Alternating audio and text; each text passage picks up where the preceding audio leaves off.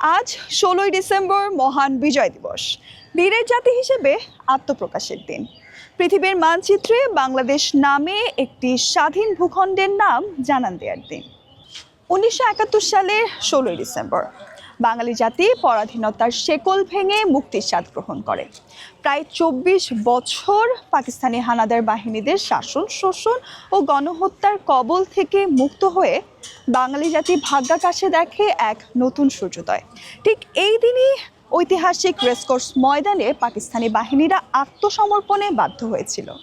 ১৯৭১ সালের ২৫শে মার্চ পাকিস্তানি হানাদার বাহিনীরা নিরস্ত্র বাঙালির ওপর চালায় ইতিহাসের ঘৃণ্যতম গণহত্যা। আর এরই প্রেক্ষিতে মুক্তিপাগল বাংলার দামাল ছেলেরা স্বাধীনতার রক্ত সূর্যকে ছিনিয়ে আনবে বলে অস্ত্র কাঁধে তুলে নেয়। ১৯৭১ সালের ৬ ডিসেম্বর প্রথম শত্রুমুক্ত হয় যশোর জেলা। এরপর টাঙ্গাইল, নীলফামারী ও দিনাজপুর সহ বিভিন্ন জেলা ও অঞ্চল একে একে ৭ থেকে ১৬ ডিসেম্বরের মধ্যে হানাদার মুক্ত হতে থাকে। যদিও ঢাকার মিরপুর মুক্ত হয় আরও পরে, ১৯৭২ সালের ৩১শে জানুয়ারি। এরই মাঝে বাংলাদেশ যখন বিজয়ের দ্বার প্রান্তে, ঠিক সেই মুহূর্তেই ঘটে একটি নির্মম হত্যাযজ্ঞ। In Dhaka, a shallow grave is found.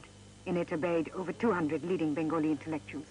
রাতের আধারে বাসা থেকে বুদ্ধিজীবীদের ধরে নিয়ে গিয়ে নির্মমভাবে হত্যা করা হয়।